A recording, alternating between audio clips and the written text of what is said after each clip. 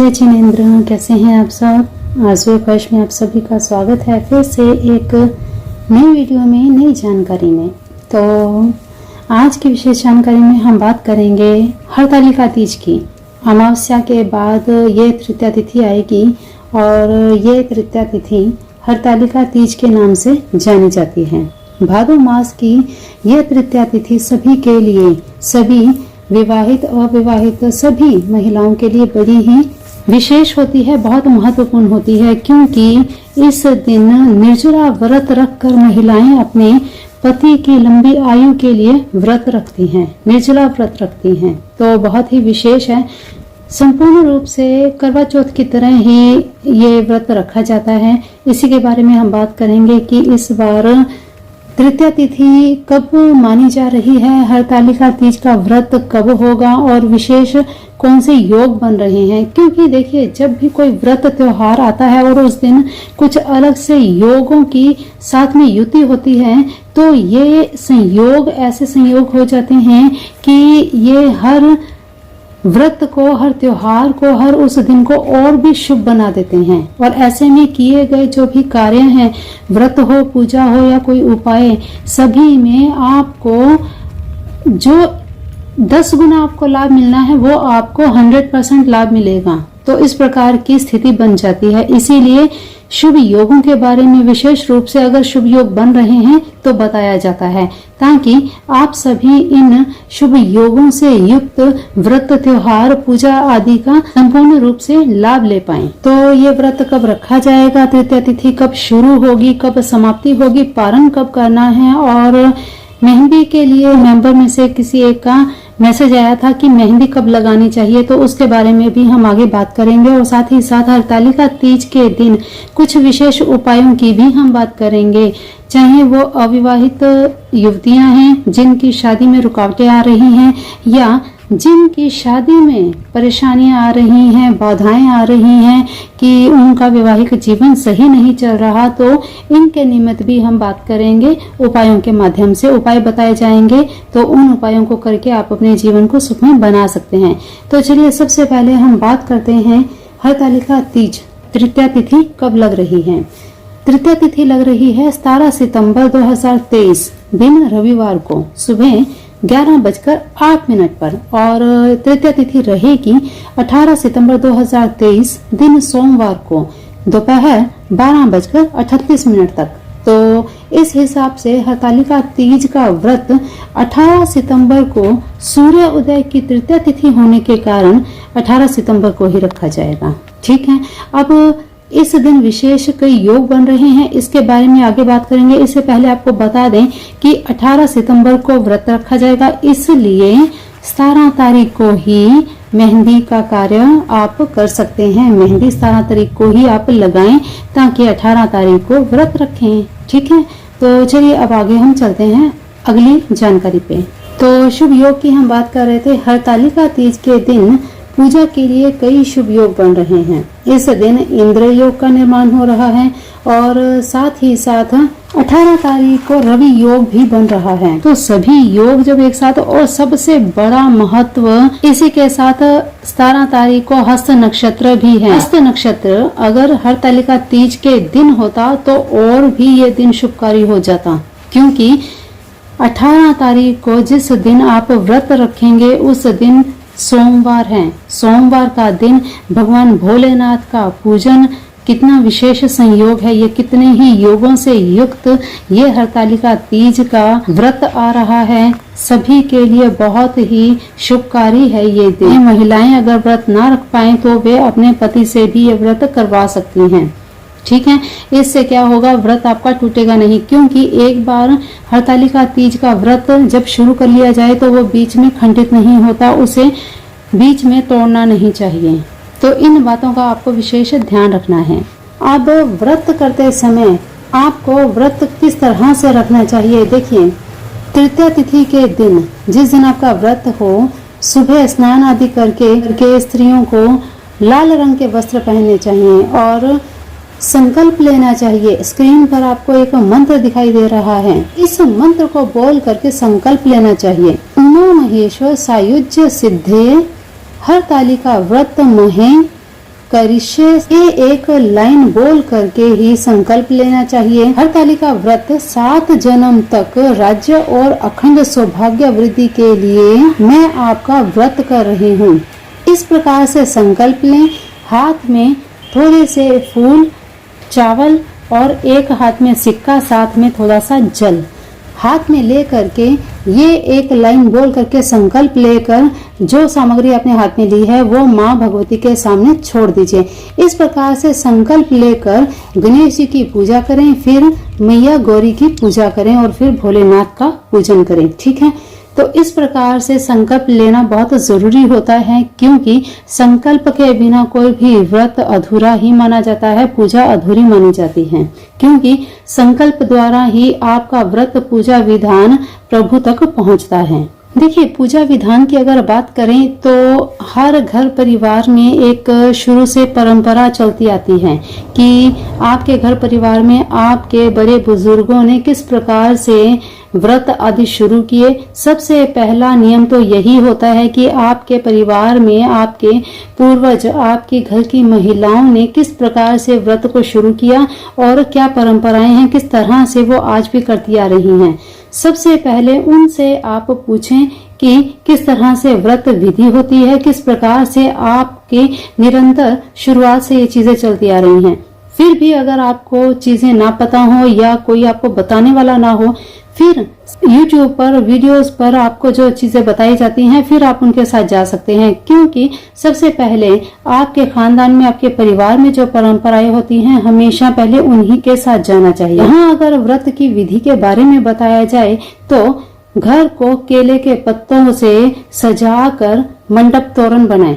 फिर दिन के समय और शाम के समय भगवान शिव पार्वती की मूर्ति का पूजन अवश्य करें।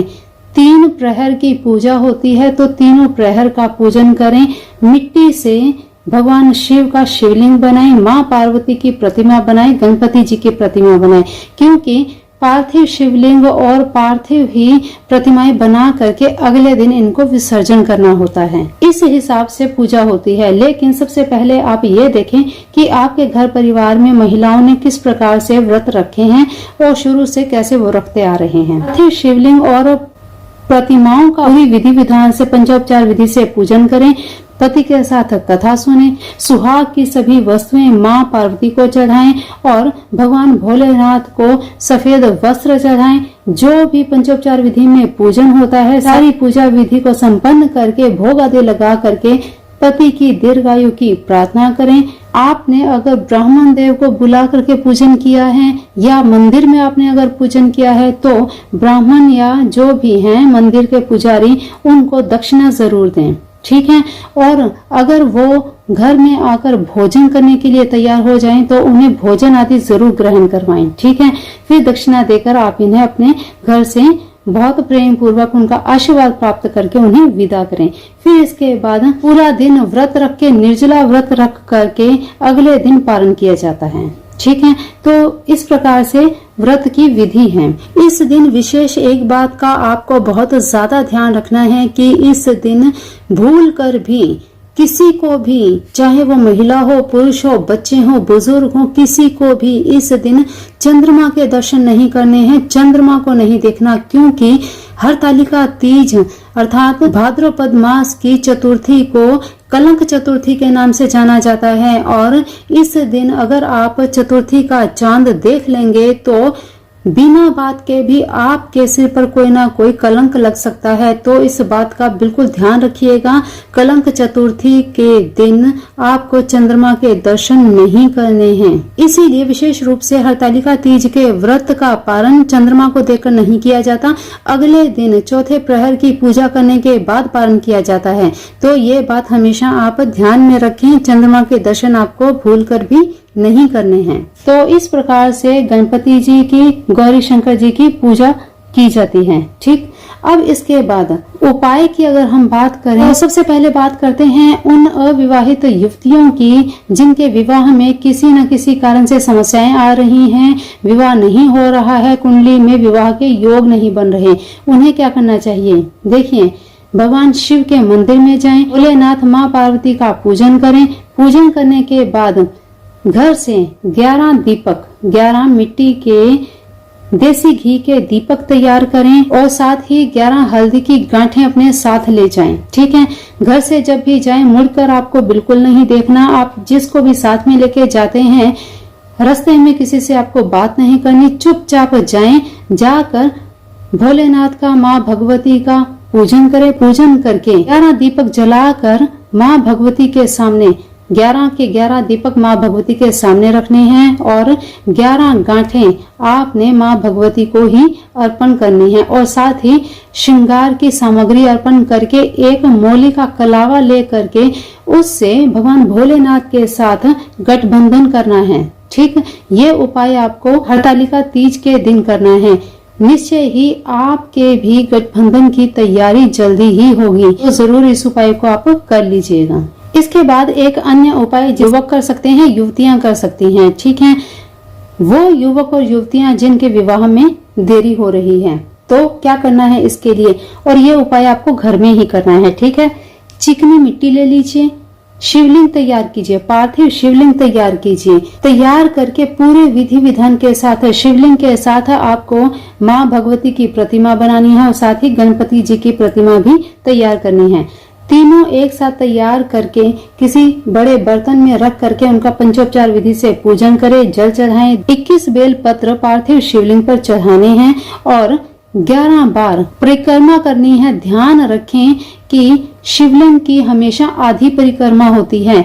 जलहरी तक एक परिक्रमा और जलहरी से वापस लौटकर दूसरी परिक्रमा, इस प्रकार से एक परिक्रमा पूरी होती है। आधी परिक्रमा एक तरफ और आधी परिक्रमा दूसरी तरफ। जलहरी को कभी भी लांघा नहीं जाता, तो दोनों तरफ से आधी आधी करके एक परिक्रमा पूरी होती है। ठीक है, इस हिसाब से आपको 11 परिक्रमाएं करनी है। फिर इसके बाद आपके द्वारा की गई पूजा में कोई भूल चूक हो गई हो तो उससे क्षमा मांगे। क्षमा मांग करके आरती करें। भगवती शिव शंकर भोलेनाथ से प्रार्थना करें कि आपकी शादी में आ रही सभी बाधाओं का निवारण करें, निराकरण करें। तो निश्चय ही ये उपाय करते ही आपकी शादी में आ रही सभी अड़चनें दूर हो जाएंगी। पार्थिव शिवलिंग का आपको क्या करना है और प्रतिमा का आपको क्या करना है।